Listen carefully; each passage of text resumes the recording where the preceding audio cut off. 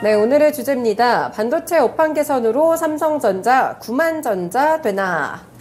사실 지난해인가요? 3만 전자, 이제 삼성전자가 이제 지난해가 아니죠. 벌써 3년 전이네요. 코로나 때 정말 많이 내려갔다가 맞아요. 다시 한번 올라오면서 가파르게 올라오더니 막 10만 전자 돌파하고 굉장히 좋은 말들이 많았어요. 그래서 이때 또 개인 투자자분들이 맞아요. 많이 물리셨을 것 같은데 근데 삼성전자 이제 많이 밀리다가 최근에 또 추세 흐름을 좀 돌파하는 그런 흐름들이 나오는 것 같더라고요. 지금 삼성전자 증권가에서도 좀 좋게 보고 있는 것 같고 네. 7만 원 넘어서 8만 원 간다는 얘기도 나오고 있죠.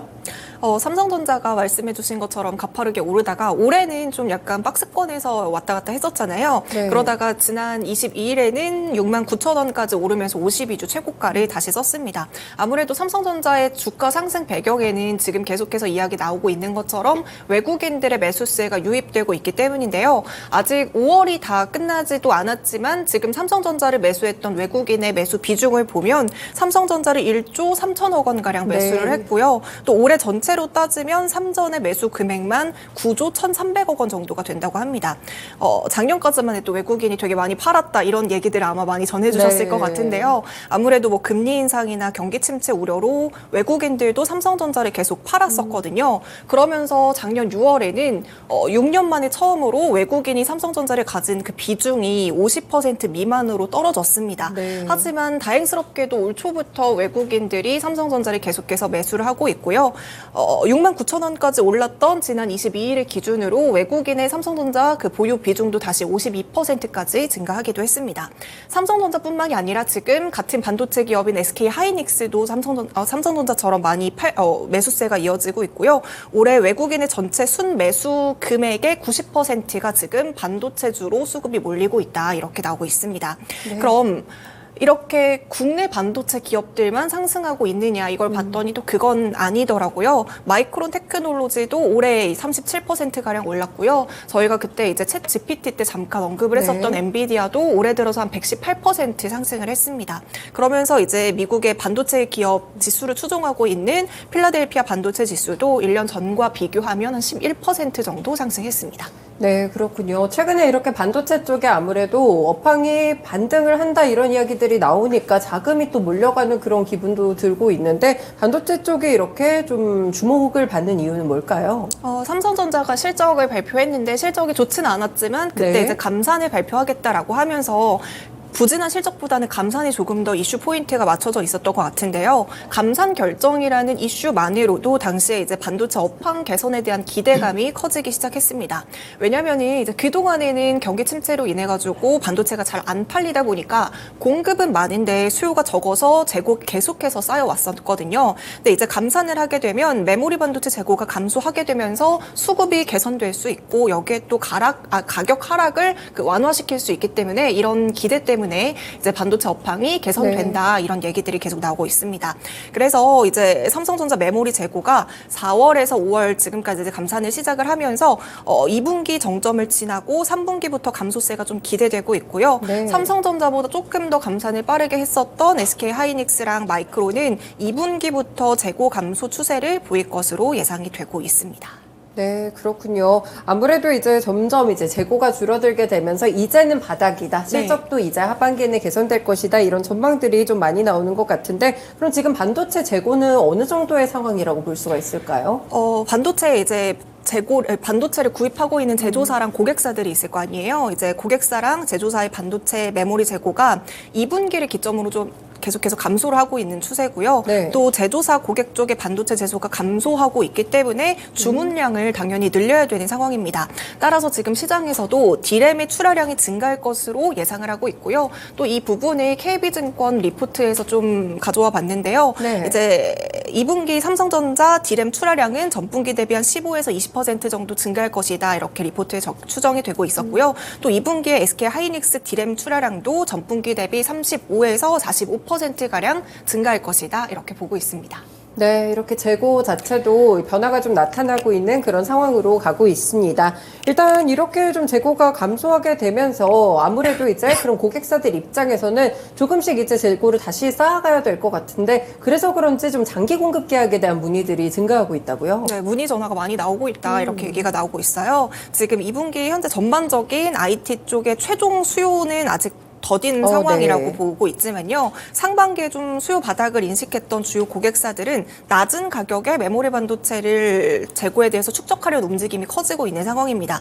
특히 이제 PC 쪽의 OEM 업체들은 1분기에는 수요가 많지 않았기 때문에 그 당시 주문을 굉장히 보수적으로 했었다고 네. 해요. 근데 지금은 현재 그 가격에 대한 현재 가격에 대해서 메모리 반도체 구매 의뢰가 많이 증가하고 있고요. 또 스마트폰 업체들도 수요 둔화로 인해서 메모리 재고 축적에 뚜렷한 움직임은 없지만 어쨌든 반도체 수급이 구매 심리에도 많은 영향을 끼치다 보니까 재고 건전화가 많이 이루어지고 있는 상태다. 이렇게 시장에서는 보고 있습니다. 네, 재고 건전화가 이뤄지고 있다고 하니까 이제 반도체 업황에서 어느 정도 재고에 대한 부분들을 많이 털어내고 있는 것 같습니다.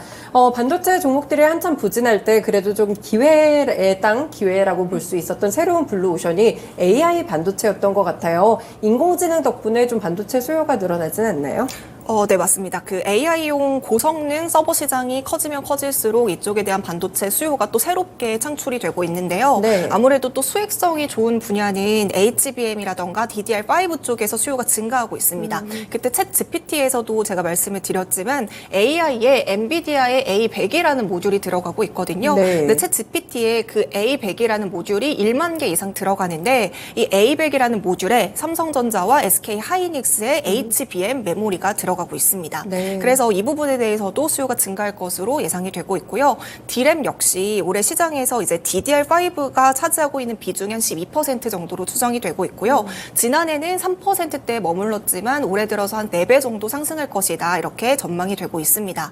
그리고 이제 27%까지 더 앞으로는 증가하게 되면서 이제는 DDR4보다는 DDR5 쪽으로 수요가 이제 변화하게 될 것이다. 이렇게 예측이 되고 있고요. 아무래도 이제 DDR4랑 DDR5랑 그 결정하는 요소는 속도의 차이다 이렇게 생각을 해주시면 되겠습니다.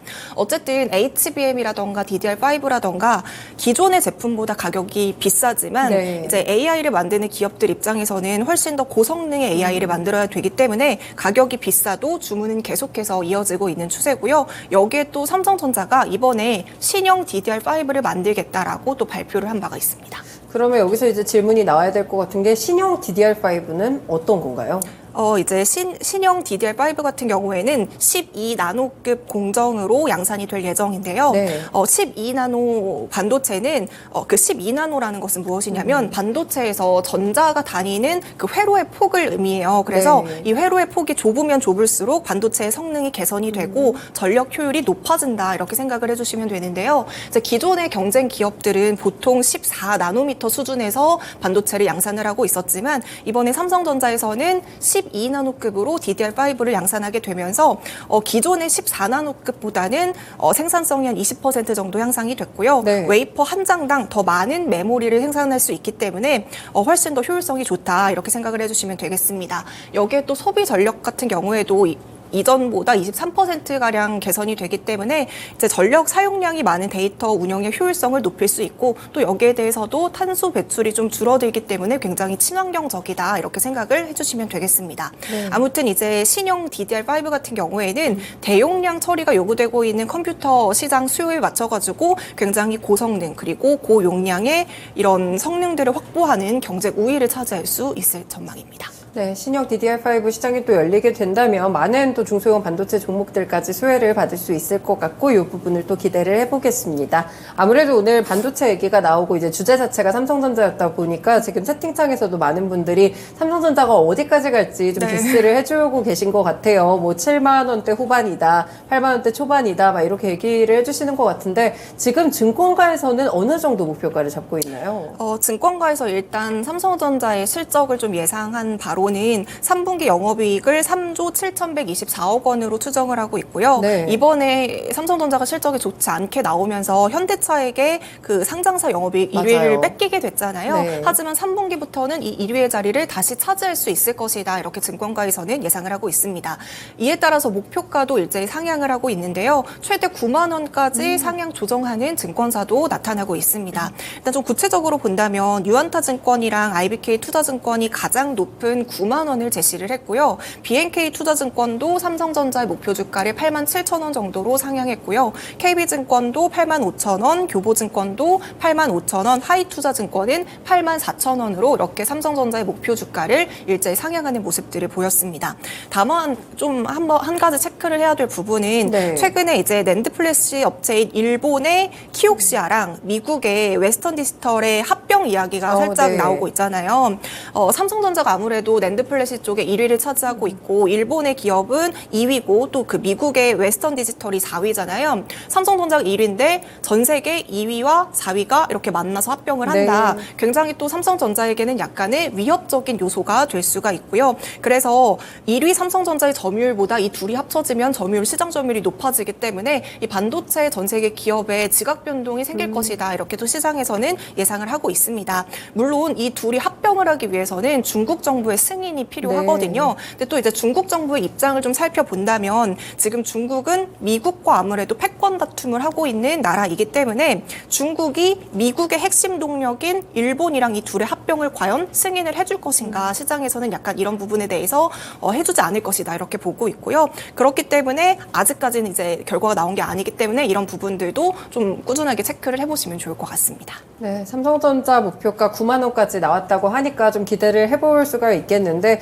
러브수기 님이 또 목표 주가까지 가면 항상 얼마나 좋냐고 그쵸. 얘기를 주시더라고요. 사실 뭐 증권가가 목표가를 내놓는다고 꼭 거기에 터치하지는 않으니까요. 그래도 일단 목표가를 전반적으로 좀 네. 올리고 있다는 거는 굉장히 좀 긍정적으로 보이는 것 같습니다.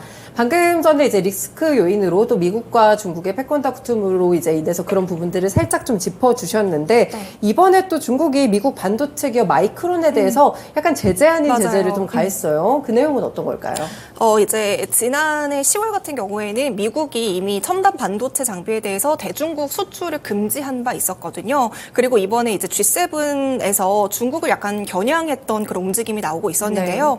경제적 강압에 대응하기 위한 조정 플랫폼을 구축하는데 이제 공동 성명을 했습니다. 이 발표 직후에 이제 중국에서는 마이크론 제품에 되게 심각한 보안 문제가 있다, 네트워크적 문제가 있다라고 하면서 중국 국가의 안보에 영향을 미치기 때문에 앞으로 마이크론의 제품 구매를 중지해야 된다 이런 내용을 발표를 했습니다. 그러면서 이제 처음으로 중국이 미국 반도체 기업을 표면적으로 반격을 하는 모습들을 보여줬는데요. 네. 아직까지는 구체적으로 어떤 안보의 위험인지 이런 부분들을 얘기해주지는 않았지만 지금 미국 측에서는 상당히 이 부분에 대해서 불쾌감을 표현을 하고 있습니다. 네. 이에 따라 지금 미국 상무부에서는 사실에 기반하지 않은 제안에 강력하게 반대한다라고 하면서 동맹과 함께 중국의 시장 왜곡에 대응하겠다 이런 식으로 반응을 한 상황입니다.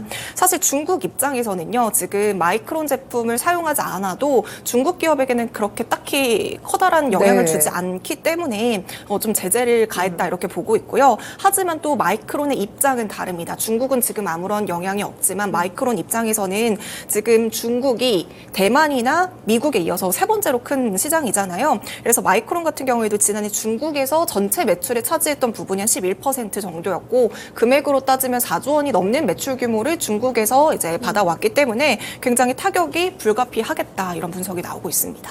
네, 아무래도 중국 쪽이 이번에 외국 반도체 기업에 대해서 이런 안보 심사 같은 걸 했던 것도 또 처음이라고 네. 하는데 어느 정도 좀 의도가 숨어 있는 조치가 아닌가 이런 생각이 듭니다. 그럼 이제 중국이 이렇게 좀 미국 마이크론에 대해서 보복을 좀 가했는데 그러면은 우리나라 기업들에게는 어떤 영향이 있을까요? 네, 이 소식이 전해지고 또 여러 기사에서는 과연 우리나라 반도체 기업들 수혜인가 아니면 네. 뭐 타격이 입을 것인가 이런 관련한 기사들도 굉장히 많이 나왔었거든요. 근데 아무래도 우리나라 같은 경우에는 항상 미국과 중국이 패권 다툼을 할 때마다 중간에서 어떻게 가야 될지 방향성을 못 잡고 이런 그렇죠. 모습들이 좀 네. 자주 보여주고 있긴 하잖아요. 사실 우리나라는 지금 미국과 반도체 동맹을 이어나가고 있지만 또 우리나라 입장에서는 중국에서 사업을 하고 있는 국가이기도 합니다. 그래서 방금 말씀드린 것처럼 항상 두 나라의 패권 다툼에 신경을 좀 곤두서는 모습을 보였는데요. 중국이 이번에 마이크론 판매 제한에 대해서 이제 중국 쪽에서는 50일 전부터 이 부분에 대해서 검토를 계속해서 이어나가고 있었어요. 네. 근데 그 당시에는 시장에서 마이크론의 물량을 SK